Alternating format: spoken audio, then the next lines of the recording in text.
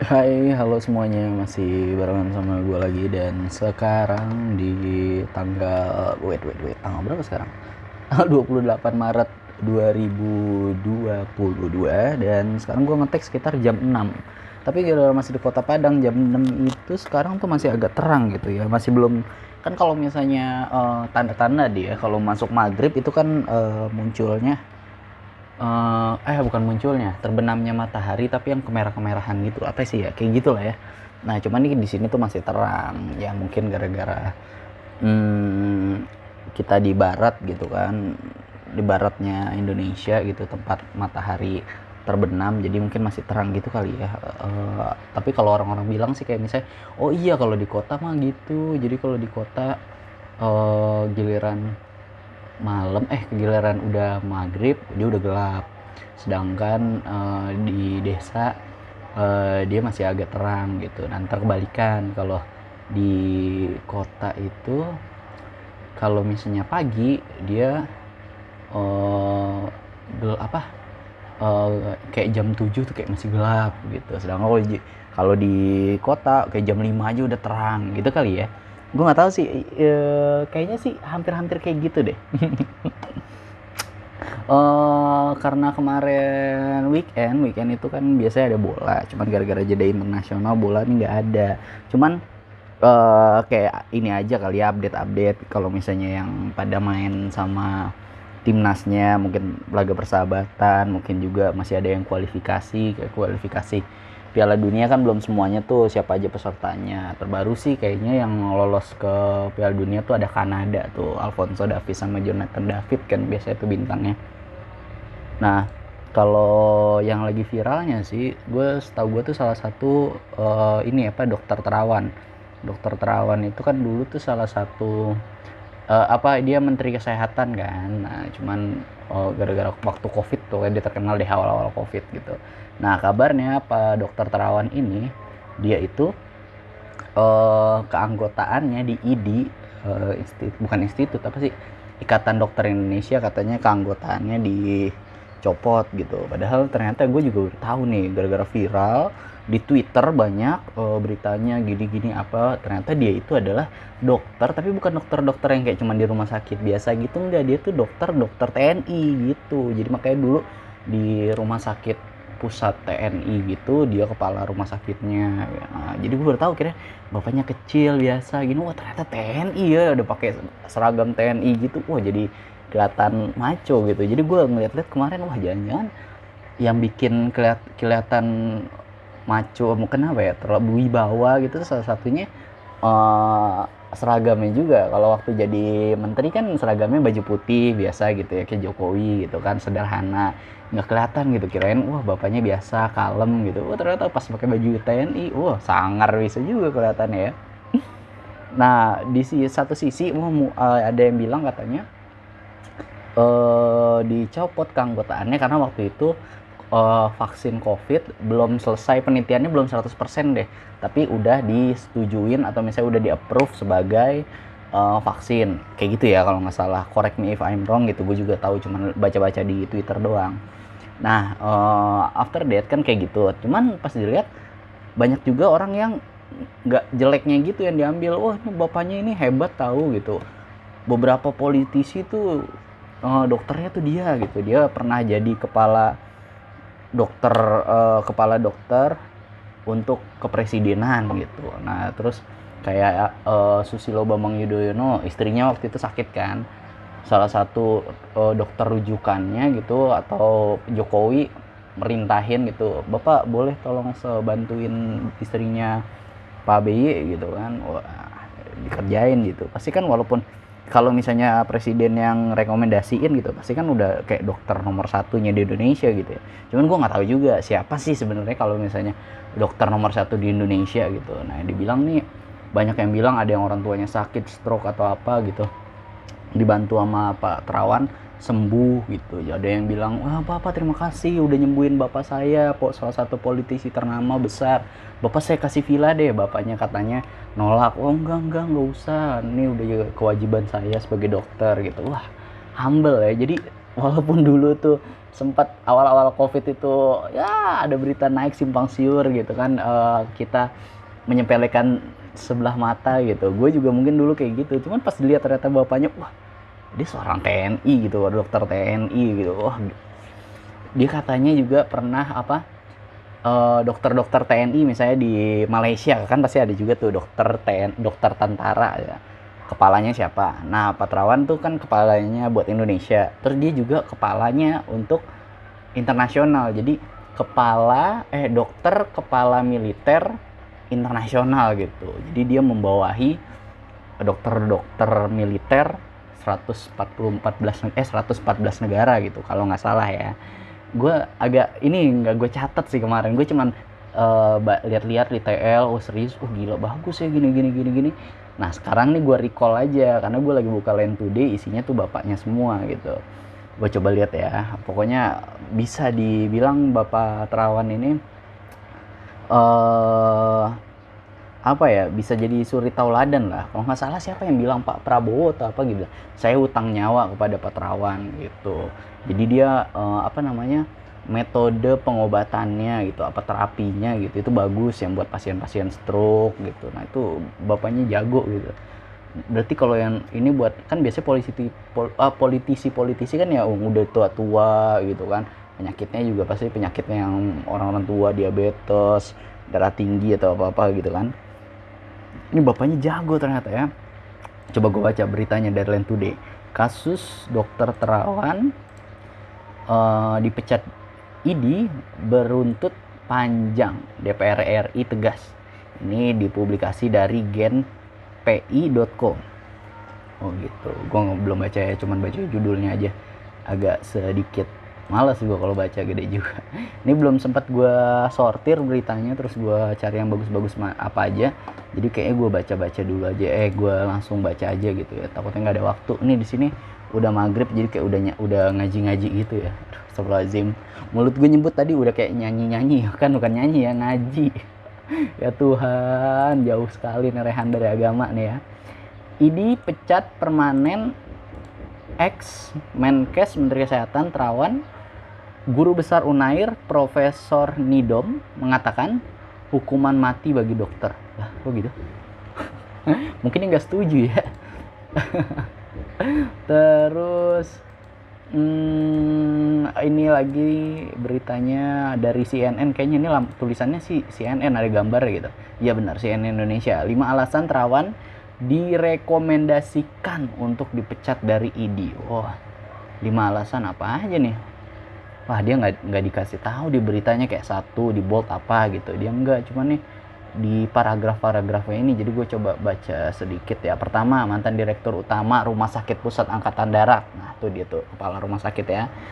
Disebut belum menyerahkan bukti telah menjalankan sanksi sesuai bla bla bla bla bla SK Menteri Kesehatan gitu.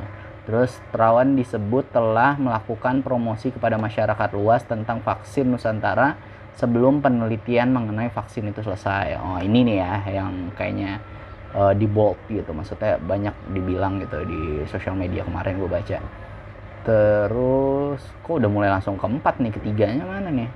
Bersangkutan bertindak sebagai ketua dari Perhimpunan Dokter Spesialis Radiologi Klinik Indonesia yang dibentuk tanpa melalui prosedur yang sesuai dengan tata laksana dan organisasi ID, Ikatan Dokter Indonesia, dan proses pengesahan di Muktamar ID, Ikatan Dokter Indonesia. Keempat, Terawan menerbitkan surat edaran bla bla bla bla bla pada tanggal 11 Desember 2021 yang memuat instruksi kepada seluruh ketua cabang dan anggota PDS KRI, gue nggak tahu, di seluruh Indonesia agar tidak merespon ataupun menghadiri acara PBID. Oh, ini berarti kayak bikin balas-balasan gitu ya. Terakhir, kata juga Terawan mengajukan permohonan perpindahan anggota dari ID cabang Jakarta Pusat ke ID cabang Jakarta Barat. Oh, mungkin rumahnya di Jakarta Barat kali. Oke, itu ya beritanya. Coba-coba ada lagi nggak ya? Tadi kan CNN itu ya, banyak yang bisa dibaca nih. Lebih parah daripada judi. Apa nih berita? Artis kayaknya nih. Ical Muhammad bongkar kebusukan dan kejahatan aplikasi binary option.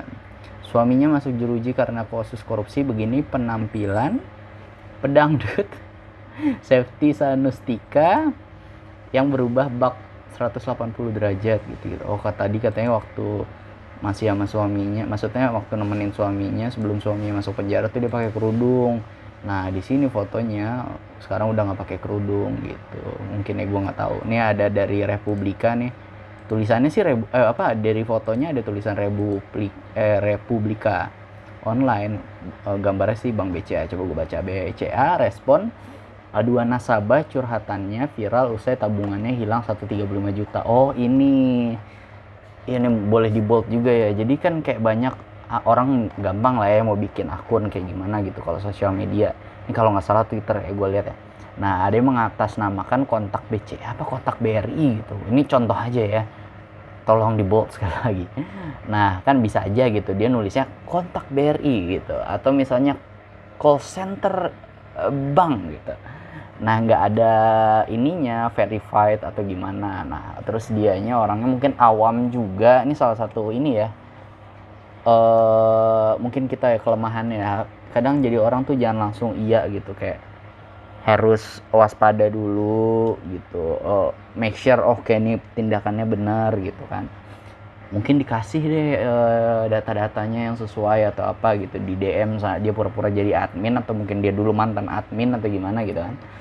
Nah, akhirnya duitnya hilang. Nah jadi make sure besok-besok kalau emang mau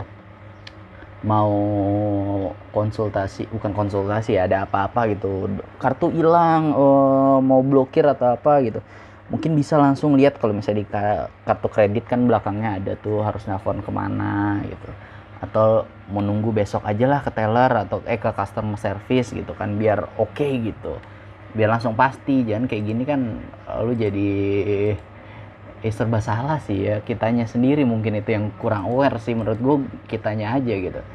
Ini ada berita lagi terkait kulit wajah apa nih?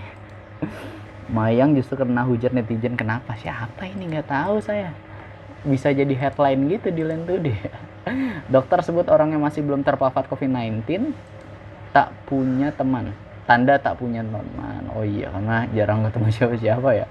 Bukannya bersyukur gitu. Oh gue belum pernah kena COVID. Berarti kan daya tahan tubuhnya bagus gitu kan. Rajin makan buah, sehat nih orang gitu kan. Malah dibilang gak punya teman. Kasihan banget.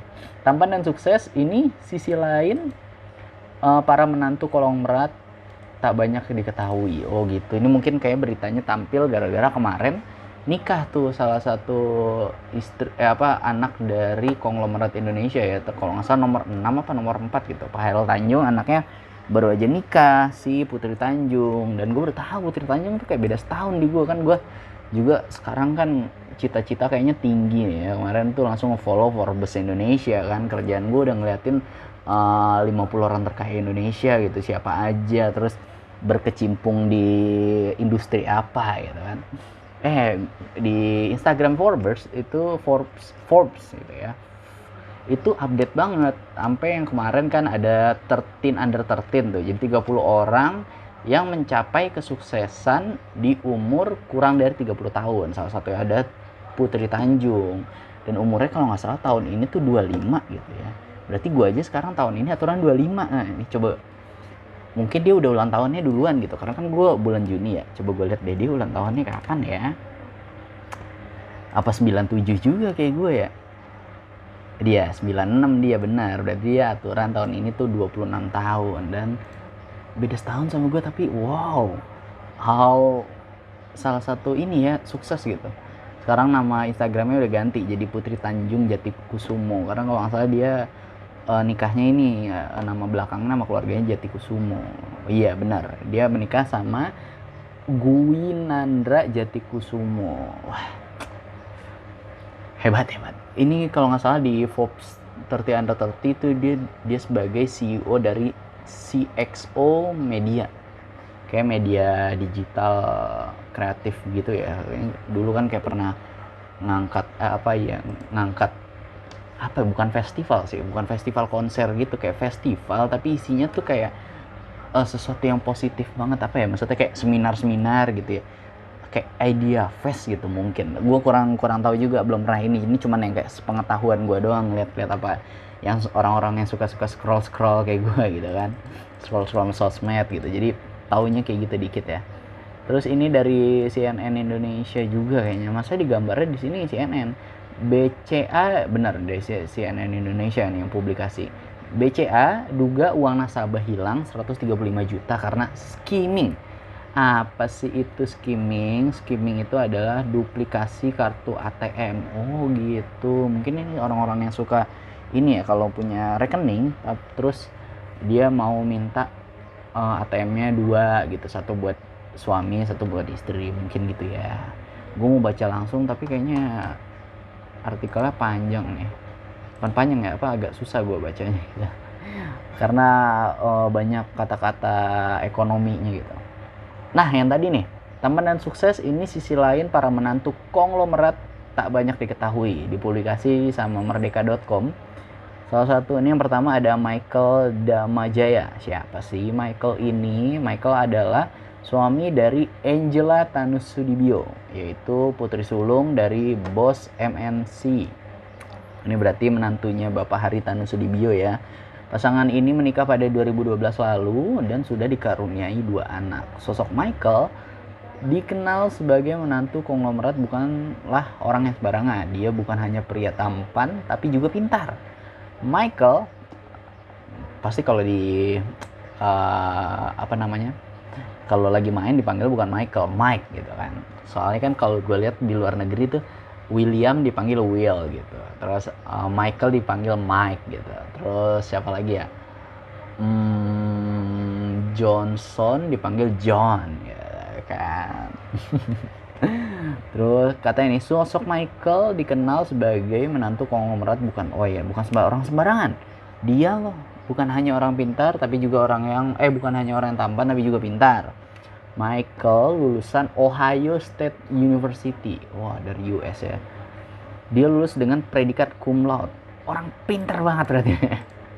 Tak banyak yang tahu suami Wamen Parekraf. Jadi anaknya Pak Tanusudibio itu kan jadi wakil menteri ya di industri pariwisata dan ekonomi kreatif.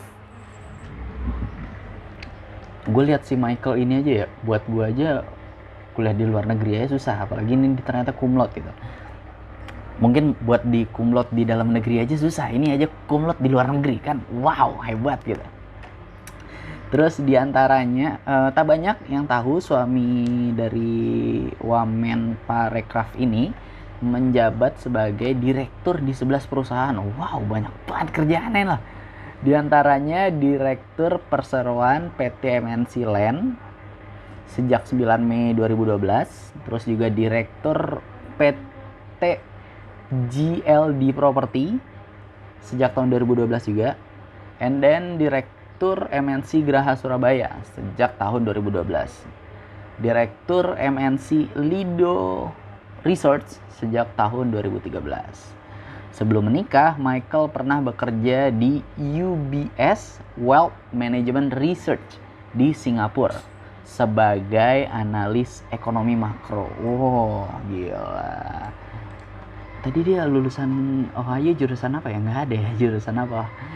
Keren, ini malah gue kira, wah saya seneng nih punya menantu ini nih. Bisa kerja di perusahaan saya, nanti perusahaan saya akan makin besar gitu. Gara-gara kan cum laude juga di luar negeri lagi. Gue sih ngeliatnya kalau misalnya orang kuliah di luar negeri itu bisa karena pinter atau emang karena finansialnya cukup gitu. Tapi buat cum laude itu udah fix pasti pinter, nggak mungkin finansial cukup gitu. Walaupun lu finansial lu cukup, mungkin itu kayak 30% aja lah. 70% itu karena lu pinter, lu rajin gitu. Walaupun di satu sisi cum laude itu salah satunya ada mungkin ya gue pikir ya. Oke, kalau misalnya lu di satu sisi di bidang finansial, lu nggak bakal kesusahan kayak gue mau fotokopi di mana ya, nggak perlu mikir kayak kalau fotokopi di sini mahal, mending sini aja. Tapi kok di sini lama selesainya, ngantri. Kalau yang di sini yang agak mahal langsung jadi, gue bisa ngumpulinnya cepet. Jadi istilahnya finansial itu masalah 1, 2, 3 masalah hidupnya terselesaikan gitu ya. Sama kayak orang cakep gitu. Orang cakep tuh masalah 2 atau 3 masalah kehidupannya tuh terselesaikan secara alami aja gitu. Kayak lu nggak bakal susah-susah nyari jodoh gitu karena kalau lu cakep gitu. Mungkin di apa kayak lu di display di lampu merah aja dicari calon istri gitu. Orang-orang banyak yang mau gitu kalau lu cakep ya. Terus Wakid Khalid pada tahun 2020 lalu, siapa sih ini Pak Wakid Khalid ya, gue coba baca. Anak konglomerat Yusuf Hamka, Fitria Yusuf, menikah dengan digelar cukup sederhana. Wow, be humble. Sit down. Pria beruntung mempersunting putri bos jalan tol ini adalah Wakid Khalid. Wakid Khalid merupakan seorang aktor berdarah Iran, namun ia sedang fokus mendalami profesinya sebagai seorang pengusaha. By the way, gue lihat dulu ya. Ini Yusuf Hamka itu adalah salah satu orang yang gue lihat sih di sosial media lagi hype banget, dibilang crazy rich. Tapi crazy rich-nya itu adalah orang yang humble. Salah satu beritanya pernah dibilang dia naik mobil Hammer tapi dia makannya tuh di warteg gitu. Dia bilang ini bukan soal mau konten atau gimana gitu, tapi emang ya makannya enak di sini gitu. Jadi kan kadang ada orang yang buat konten semua itu kan, cuman bapaknya enggak. Dia pernah datang kemana, Denny Sumargo atau mana gitu, pakai celana jeansnya, dibilang ini beli di Ciamplas dulu 5 tahun lalu atau berapa gitu ya. Jadi emang pinter aja gitu, dia menjadi seorang yang bisa punya jalan tol karena dulu dia kerja di jalan tol itu PT-nya, lama-lama sahamnya dia beli dan dia yang punya sekarang. Dia ngelihat kayak ini tuh perusahaannya well profit loh gitu, jadi kenapa gua nggak nanam saham di sini aja gitu. Dia pernah bilang perumpamaan ya, kalau lu buka usaha makanan gitu, kalau tiba-tiba makanan lu nggak enak, orang bakal tinggal pindah restoran. Atau kalau lu punya usaha hotel gitu, ternyata hotel lu suatu ketiga pelayanannya lagi nggak enak gitu, tiba-tiba mati lampu, bukan salah lu kan, salah PLN, cuma mati lampunya lama. Lu bisa, orangnya customer tinggal pindah hotel aja. Cuman kata dia nih, pinter banget, kalau orang marah-marah, ini si tolnya macet gini, wah ngomel terus, sumpah serapah gitu kan, lama di masuk tol tuh 9 jam atau gimana. Tapi besoknya itu orang pasti lewat tol situ lagi gitu. Makanya dia bilang itu adalah mungkin salah satu alasan dia kenapa dia oke gitu beli saham waktu itu kan. Pinter kan bapaknya kan. Dan dia adalah orang Tionghoa yang mualaf jadi Islam. Dan dimana dia dimualafinnya kalau nggak salah sama si Buya Hamka. Dan waktu itu Buya Hamka juga dia ngangkat si Yusuf Hamka ini jadi anak. Makanya si Yusuf Hamka bisa naruh nama Hamka di belakang namanya. Jadi bukan kaleng-kaleng, karena Yusuf Hamka ini ya dia adalah anak angkatnya si Buya Hamka gitu, salah satu politisi dan ulama juga kan. Nah itu ya yang gue tahu, ini bermodalkan dari scroll di sosial media ya. Gue baca lagi dari Wakid Khalid ini, menantunya Pak Yusuf Hamka. Bisnis yang dijalani bergerak dalam bidang ekspor dan impor. Sekarang lagi sibuk di kantor. Usaha saya lebih ke trading, ekspor impor, lebih banyak ekspornya. Oh gitu. Jadi membantu bisnis dalam negeri juga ya. Kalau ekspor kan sumber daya dari dalam negeri keluar, yang dimana nanti uang dari luar kan masuk buat kita. Ini bagus nih. Bisnis dalam bidang ekspor impor merupakan produk yang berasal dan asli Indonesia, mulai dari makanan, minuman, bahan baku hingga baju. Ia perkenalkan ke luar negeri gitu. Gue masih ini nih mau ngoceh lagi soal Yusuf Hamka ya. Kan tadi dia pengusaha tol tuh, kira-kira tol apa aja yang dia punya? Itu kalau nggak salah sih tolnya itu tuh ada tol yang itu tuh yang dari Cawang ke Tanjung Priuk ke Ancol gitu kan. Nih coba gue lihat ya, dari ini ya, desain grafis yang dibikin dari Brilio. Gue bacain. Yusuf Hamka adalah pengusaha dan konglomerat Indonesia berdarah Tionghoa. Ia menjadi seorang mualaf dan menjadi anak ideologis dari Kiai kenamaan Buya Hamka. Meski sudah jadi sosok milioner yang bergemilang harta, Mualaf ini tetap menjadi pengusaha jalan tol yang selalu rendah hati dan dermawan. Ditambah lagi dengan kisah perjalanan hidupnya yang sederhana dan selalu menginspirasi. Jadi bapak ini kan katanya dari Kalimantan nih. Jadi dulu adalah bisnisnya adalah bisnis kayu gitu kan.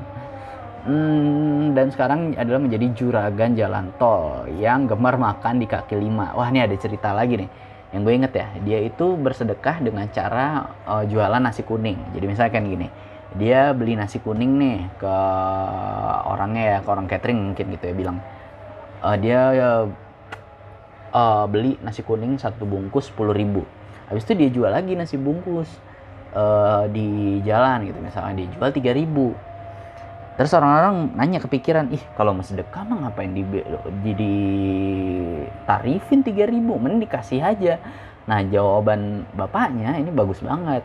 Katanya gini, kalau saya gratisin, saya memonopoli pahala sedekah. Jadi pahalanya semuanya ke saya aja. Tapi kalau misalnya saya tarifin harganya jadi 3.000, saya kan rugi 7.000 tuh. Ya kan, orang lihat pasti rugi. Padahal kata bapak, enggak, sebenarnya saya untung karena saya masih dapat 3.000, lalu dia dapat pahala. Nah, sedangkan yang dia bilang tadi soal memonopoli, jadi orangnya bilang gini, biasanya orang kalau mau beli nasi bungkus harus 10.000. Sekarang dia cuma tinggal ngeluarin 3.000, masih ada 7.000 dong. 7.000-nya itu masih dia bisa pakai lagi buat sedekah gitu. Jadi dia bilang dia bisa sedekah 7.000 sebungkus sehari. Nah, orang lain yang beli bungkus dia, mungkin dia bilang, gue mau beliin teman kos juga, gue juga mumpung murah 3.000 doang gitu kan. Nah, jadi duit dia beli 2, dia beli 6.000, orangnya ini nggak rugi juga. Asik, gue bisa sedekah 3.000 buat beliin teman kos gue, kayak gitu. Jago. Mungkin orang sempat mikir, wah agak susah nih, gimana nih maksudnya nih. Tapi kalau lo tahu, paham, pasti bakal emes kayak gue gitu. Faktanya nih, pertama katanya Bapak Yusuf Hamka itu sejak kecil hidupnya pas-pasan. Oke. Terus rajin sedekah, kayak tadi tuh ya. Terus selalu menanamkan sikap rendah hati. Oke. Nggak kayak ini ya yang kemarin ngakunya crazy rich, yang suka flexing gitu. Selalu menanamkan sikap rendah hati. Oke, benar. Suka melarisi pedagang kecil. Apa nih? Belakangan Yusuf Hamka menuai pujian karena kedapatan sedang makan di warteg. Penampilannya pun terlihat biasa saja, hanya mengenakan kaos dan celana jeans pendek. Selain itu, ia juga pernah viral makan bubur di pinggir jalan dan tak segan mengunjungi tempat-tempat ramai seperti pasar dan pedagang kaki lima. Ini nih bukan Bapak Yusuf Hamka doang, walaupun suatu yang keren ya. Kalau nggak salah tuh salah satu orang terkaya di Indonesia dan terkaya nomor 4 atau nomor 6 sih terakhir gue lihat ya, di Asia. Bapak Michael Hartono itu dia pernah juga makan tahu di istilahnya biasa lah ya, kayak di pinggir jalan gitu, nggak harus di resto mahal, apa dinner di hotel atau di mana yang fancy, di rooftop gitu. Dia makan aja di apa namanya, kayak istilahnya kayak di ruko gitu, ada yang jualan apa bakmi misalnya, ini dia makan tahu apa gitu, udah terkenal legend, emang enak, jadi makan aja. Dan dia makannya turun langsung ke sana gitu, ke tempat makannya, ke rukonya gitu. Biasanya kalau kadang gue pernah lihat ada artis, gue males makan di pinggir jalan gitu, gue nunggu di mobil aja, tapi lagi pengen, ya udah dia mobilnya dia parkir gitu, misalnya Alphard gitu, dia dipesenin sama supirnya, dia makannya udah di mobil. Ya gue bisa ngerti sih, mungkin salah satunya oke, di mobil lah enak, nyaman gitu, mungkin nggak keganggu juga, mungkin takutnya nama artis nanti diminta-mintain foto tanda tangan atau gimana gitu ya. Kalau dia kan bapak-bapak yang tadi yang kaya ini, mungkin orang juga banyak yang belum tahu kan. Jadi biasa aja, mungkin dibilang ya udah bapak-bapak biasa aja, padahal mah aslinya bapak-bapak itu adalah crazy rich. Terus Bapak Yusuf Hamka nih, dia bilang nih, dia punya 7 prinsip hidup sukses. Yang pertama, punya mimpi dan berani mewujudkannya. Oke, semoga gue bisa menjadi bapak ya, setelah ini gue baca, memotivasi gue dan bisa ketularan lah gitu. Terus gue bisa mengamalkan juga nih apa aja prinsipnya ini ya. Yang kedua, mensinergikan kemampuan terbaik di lingkungan sekitar. Dan yang nomor 3, bergaul dengan para senior dari berbagai kalangan. Oke, jadi jangan sendiri-sendiri aja ya, harus tetap silaturahmi, karena dibilang silaturahmi itu adalah memperluas rezeki gitu kan, karena istilahnya sekarang koneksi gitu, ordal, orang dalam. Jadi relate kalau orang bilang, wah nih dia masuk ini gara-gara orang dalam. Bukan, dia cuman orangnya